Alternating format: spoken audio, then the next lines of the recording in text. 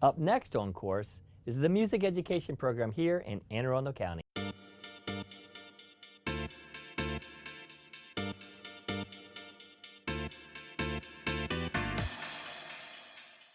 Welcome and thanks for joining us for On Course, an Anne Arundel County Public Schools journey. We intend to take you on a fascinating trip throughout the county, featuring the amazing that happens in each of our classrooms every day. Our travels will explore all aspects of the Division of Academic and Strategic Initiatives, whose focus is directed solely towards supporting all students in their learning travels. Advanced Studies and Programs, Curriculum and Instruction, Partnerships, Development and Marketing, as well as our Professional Growth and Development teams all figure prominently in the success of our students, and we intend to share the many aspects of their work on this series. Welcome aboard and enjoy the ride. Our show today features the Word of Music education. Not only are the hills alive, but also our classrooms, auditoriums, and the external venues of the massive number of performers here in our county. We're delighted to have Mr. Dave Kaufman and Mr. Paul Dombrowski here to share with us their journey.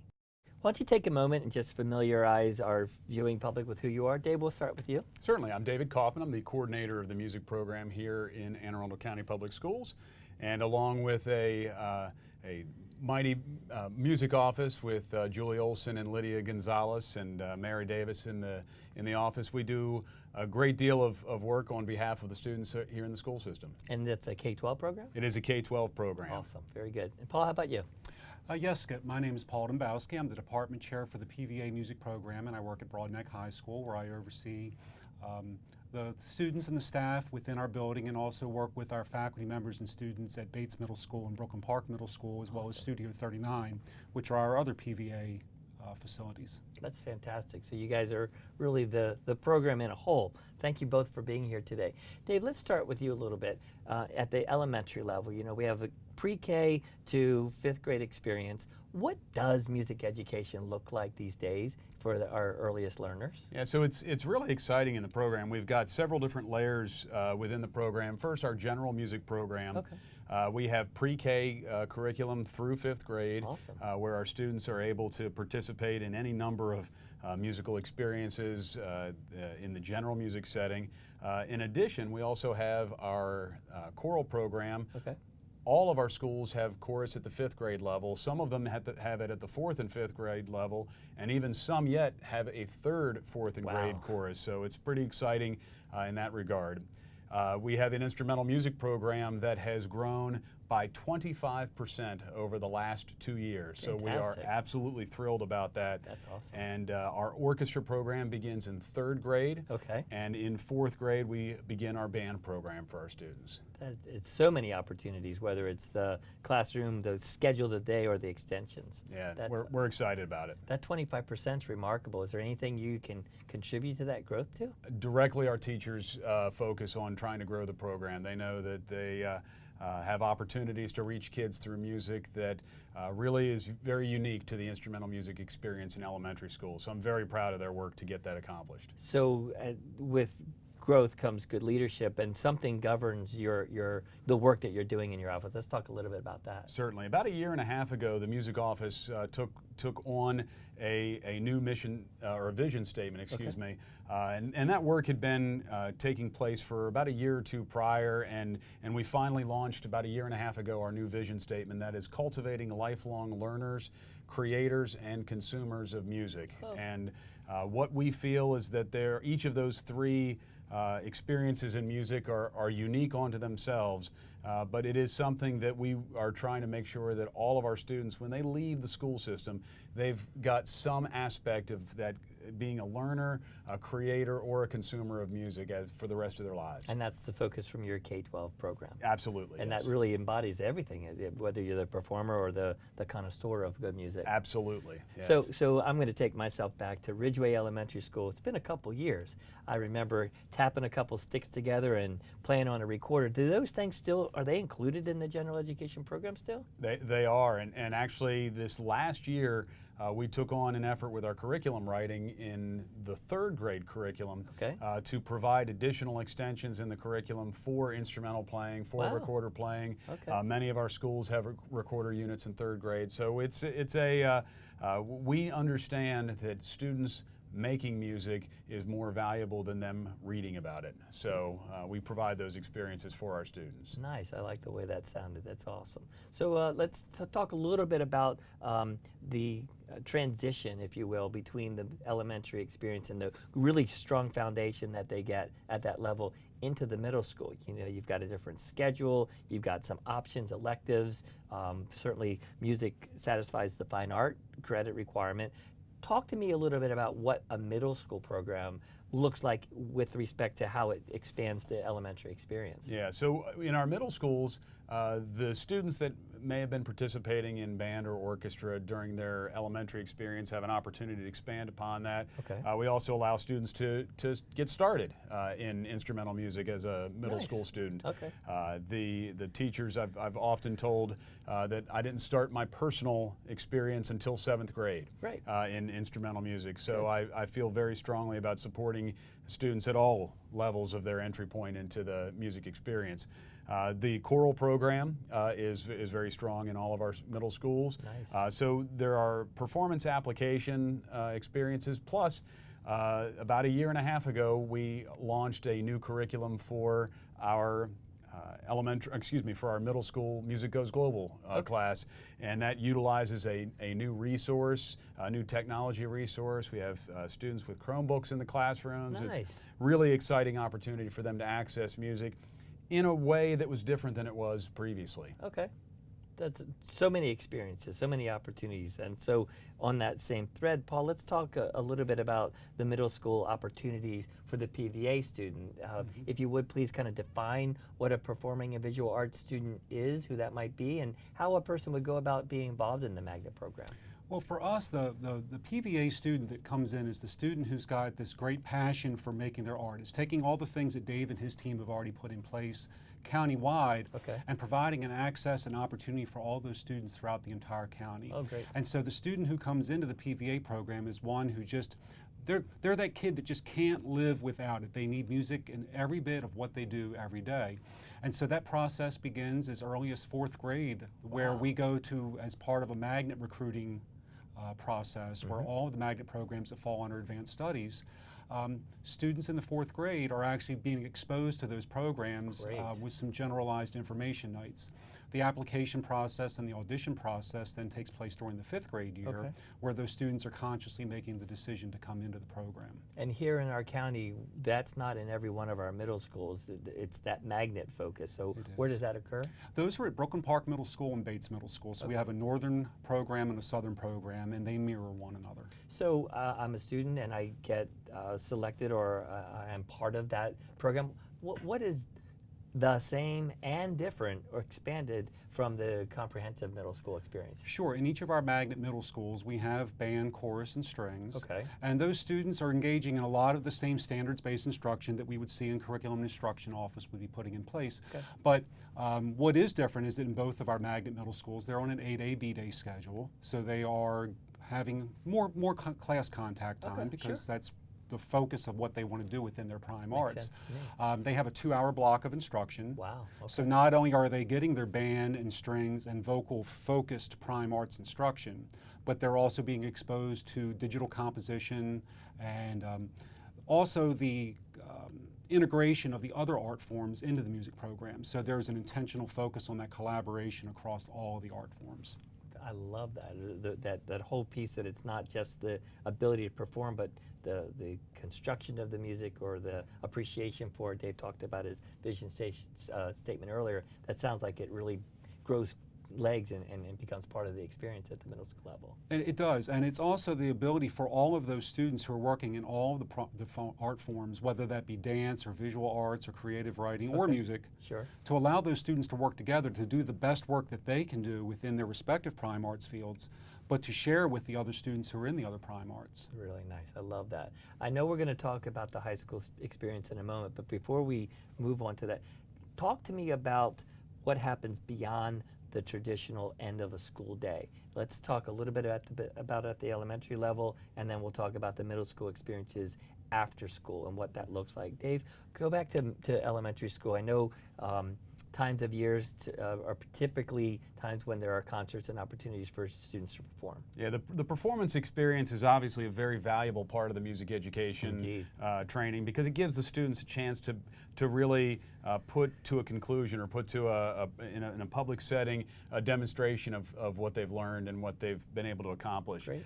So during the winter and in the spring, we often have a litany of performances and concerts that are presented by our elementary schools, both the instrumental side as well as the choral component. Sure. The same thing applies really at the secondary level in terms of evening performances in the programs. Okay. But we also, in the middle school, we start offering countywide opportunities, Okay. including a middle and high school all-county honor chorus, a middle and high school all-county honor band, orchestra, and jazz band. This year we're actually starting for the first time a middle school honor jazz band as part of the program, so we're very excited about that.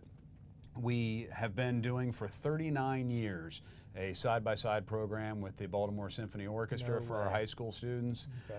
And that is an opportunity for our students to play alongside some of the world's finest musicians that are performers right here in our backyard, and that's a very special opportunity that we have and partnership that we have with 39 years, you said. 39. Next year will be the 40th year. Amazing. So we're excited about that. And then we also do our county festival experiences, where the kids get a chance to come in for professional adjudicators and get feedback and response in an assessment environment. And that happens starting when? That's typically in March of every school year. And for the middle school and high school? Middle school and high school, band, orchestra, chorus. And in January, we do a clinic at the Anne Arundel Community College for our jazz band programs. So all 12 of our high schools participate in a morning performance clinic and then an afternoon training. So there's a lot of things that we do to try and give a deep, rich experience for our students outside of just the constraints of their school day. Wonderful. How about with the PVA middle school experiences outside the typical school day? What So we pick up with PVA much where the curriculum instruction side of things with the comprehensive music programs, we dovetail into that. Beautiful. So we bring in guest artists who are working with our students within their respective prime arts forms, but also going back to what we were talking about, these collaborative opportunities across art forms. So a music student could choose to participate in a project or rotate through a project that may be in another art form other than music, so that they can bring back those experiences back into their music making. We also provide students with monthly arts experiences where they are able to go out and to go to a concert or an art exhibit or a play or a musical, and to enrich their experiences with what they're doing in the classroom. That's terrific, and that's all beyond the traditional school day. Mm-hmm. Great. Well, as the director of curriculum, I'm responsible for the program of study, and I know when I get to the music section, there is just, it's exponentially explodes over what was available at the middle school level. So Dave, let's start again with you. Talk to me about the student that's transitioning from 8th grade to 9th and just the wealth of opportunities that happen in a music program here in Anne Arundel County. Yeah, we're very proud of the offerings that we have here, and what's exciting is that we have teachers that on a regular basis often contribute ideas as to how that can continue to develop. Great. And I think that's really how we get to such a rich offering, is that our teachers are so committed to making sure that the relevance of the instruction is maintained. We do a 9 through 12 band program, orchestra program, choral program.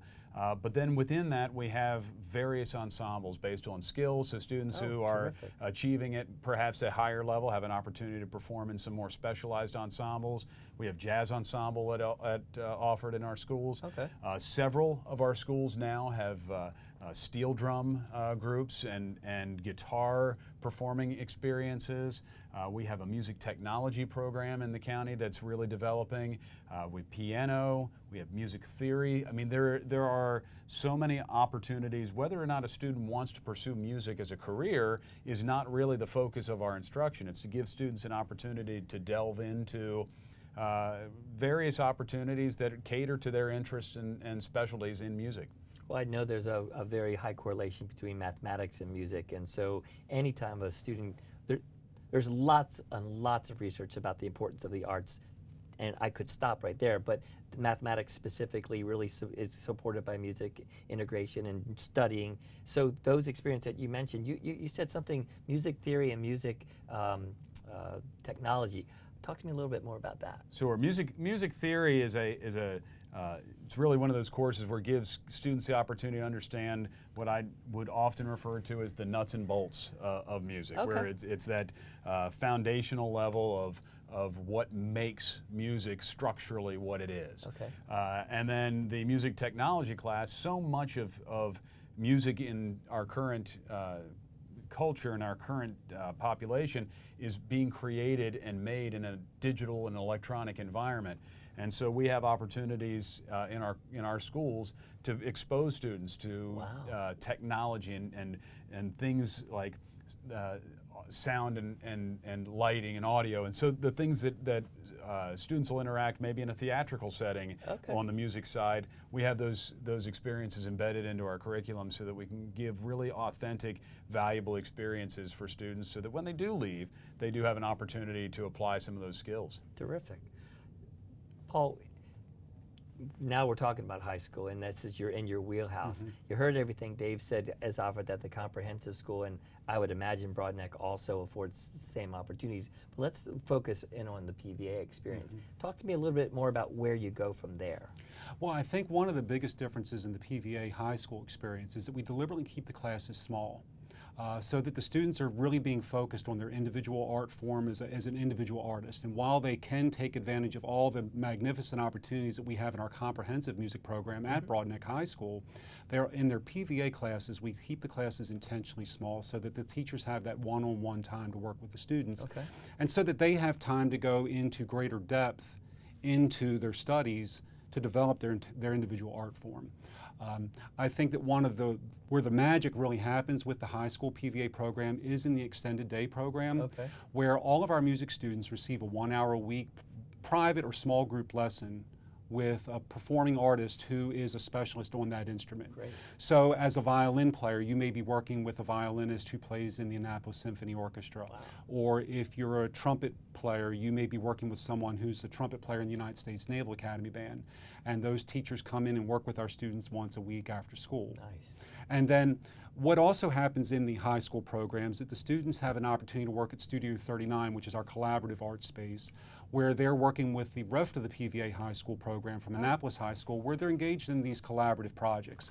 So in our extended day program, we're really proud of the fact that we've built this catalog of offerings for students, that they actually can have choice, much like in the community college when you get your non-credit course studies that we all get in the mail each year. The students can pick the course of studies that they want to engage in at Studio 39. So a music student could choose to participate in a music project, but they may equally choose to participate in a dance project or a theater project or a visual arts project. And that's okay. You encourage that cross-curriculum. Absolutely. It's very much a focus of what we do within the program. So that those students, they do have expert skills within their music work, but also that they have a functional knowledge of the other art forms, gain experiences in those art forms, and then the inverse of that is that they share their musical expertise with the students in those other art forms.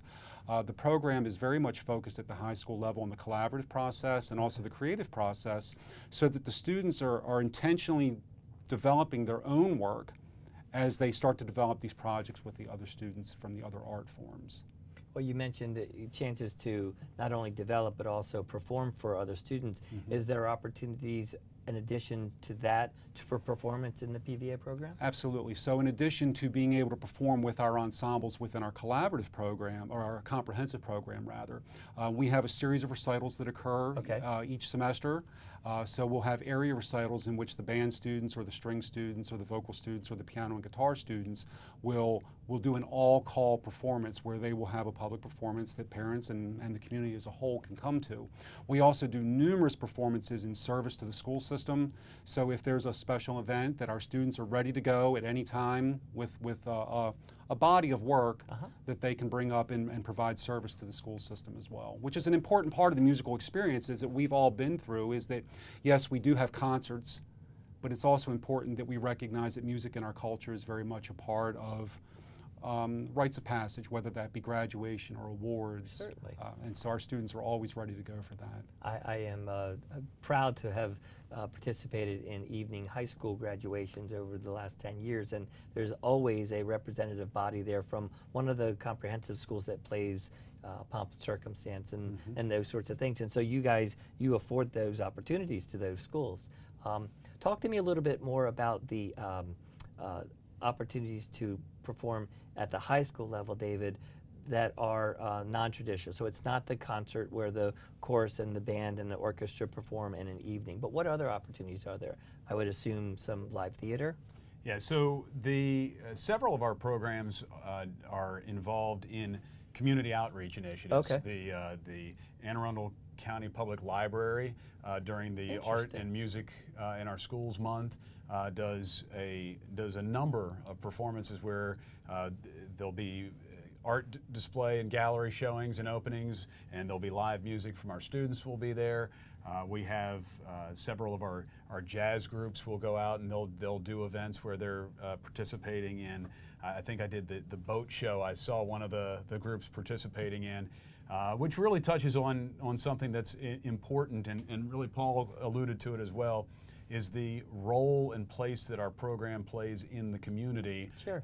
Not simply to provide music for music's sake, but to really be plugged in and understand that its place in our society and in our lives is essential and not external. It really does enhance the experience, regardless of what that experience is. Having sound in a positive way is a very, very good thing. I just for reference from our viewers, the Arts Month, where the performance in the libraries is traditionally which month? It's typically the month of March, because that coincides with Music and Art in Our Schools Month every year. So people can look to and some of the libraries don't have the space to be able to take a whole orchestra, but a number of them are fielding opportunities for our performers. Paul, I love the fact that you mentioned the possibility of a violinist from the Annapolis Symphony or a trumpeter from the Naval Academy. Let's talk about our instructors. Dave, you kind of started the day when we talked about the 25% growth.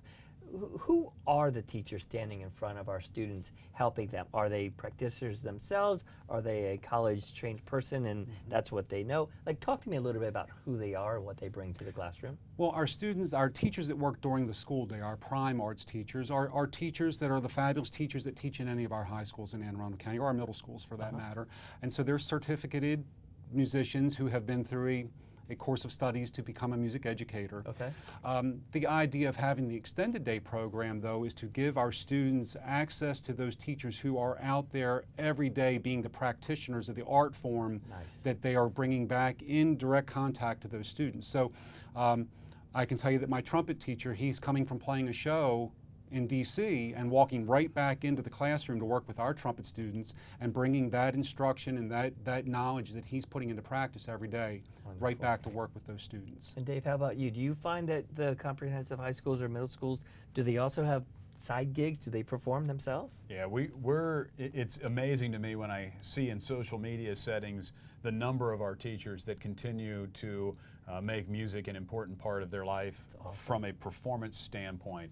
And we talk about with our teachers that it's important to stay plugged into the reason they got into this profession in the first place. Sure. They love children, but music was the content area that they wanted to share, and it's important for all of us as musicians to maintain connected with that I agree. that initial entry point into the conversation. I love that, and just, you know, we encourage the student opportunities to perform and be on with friends or solos, but also to have the teachers that stand in front of them day in and day out to continue to maintain that level of experience. I think that's got to be so much bring so much value to the educational experience. Can you talk to that for a second? Yeah, I think what it does is for kids, it makes it credible. They feel like they are interacting not only with an educator, but with a musician. And when you aspire as a young person to be a musician, anything that you can have as a role model, a positive role model in that regard. And we have 220 of the finest music educators anywhere that are employed here in Anne Arundel County, and I couldn't be more proud of them. Awesome. Paul? Oh, I agree 100% that what I see from all of our students is the pride that they feel in performing with our faculty members. When we have these recitals and these performances, Nice. all of our teachers at one point or another are performing on stage with our students. And I think that exactly what Dave's saying is it lends that credibility to us as educators for our students to see us continuing to be practitioners of what it is that we're asking them to do. Oh, that's fantastic. Dave, I would be remiss. I came from a family where I had a marching band brother who, that was his life. From as early as he started corps through college, we haven't talked about marching band and that experience. Tell me about the marching band program here in Anne Arundel County, what that means to our community. What I love about our program is that there are 12 high schools that have 12 very different marching band experiences, and that's cool. Yeah. We have some schools whose focus is entirely to do the Friday night football game and the Saturday parade. And that gives students an opportunity to plug into a marching band activity in that setting. We have some schools that are very much invested in the competitive marching band activity and model their work after the drum and bugle corps. Oh, sure. I know it well. Yes, and so. And then there's anywhere in between where there's a balance between the two types of experiences. So all of our programs, you know, the students and the directors have a significant amount of commitment in that regard. Sure they do. One of the partnerships that we've recently worked through is during the summertime, there's a drum and bugle corps show that takes place at the Naval Academy. Oh, terrific. And our school system is partnered to help allow the groups that are performing an opportunity to rehearse in our schools and then be able to be part of that training experience, because their students at those schools are able to come in, watch the rehearsal techniques that are being modeled, and then that evening get a chance to see that immediately manifested into the excellence that is their performance at the Naval Academy Stadium. So the students really have access to world-class experiences in the marching band activity. Paul, you mentioned earlier the importance of the instructor being a good role model, but Dave, you're really talking about peers being the role model in that experience. That's got to be very profound. Yeah, it's very, very inspiring when you watch a rehearsal in that type of setting and you realize that the people that are doing that are the same age or very similar in age to yourself, and you can feel like that's not as far out of reach. Sometimes when you see, whether it be professional musicians or professional athletes or professional, whatever the career may be, there's a sense of, well, they're over there. Sure. And this really gives students that opportunity to see that this is just real people doing it. They're just working really hard to make it great. That's awesome. Well, look, guys, I want to thank you both so very much for bringing your wealth of knowledge, your experiences, and your excitement about music education to the show. Thank you very, very much, and best to both of you. Thanks for having us. Thank you, Scott. On behalf of the PVA and Music Education offices here and the entire Academics Division, we hope you found this information useful and now have a better understanding of all the awesome that happens here in AACPS. If you have an idea for a future episode or want more information about the program we offer here in Anne Arundel County, please feel free to write me directly, wlee@aacps.org. Thank you very much for joining us, and we look forward to seeing you again here on Course.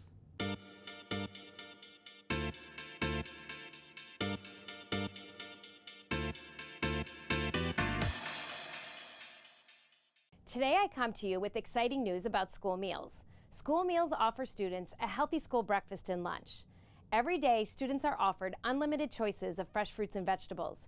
Students are encouraged to select up to 2 cups of fresh produce each day at lunch from our unique salad bars. You may also monitor your child's school meals online at MyPayments Plus.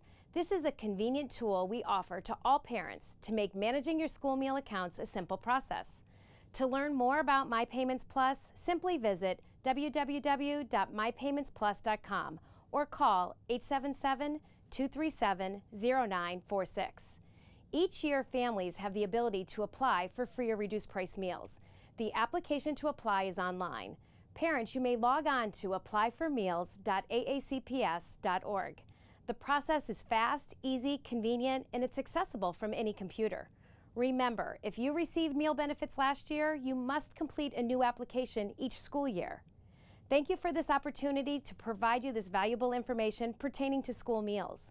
School meals fuel your child's brain and body for academic excellence. If you have any questions regarding the healthy school meals offered, please contact me at 410-222-5900.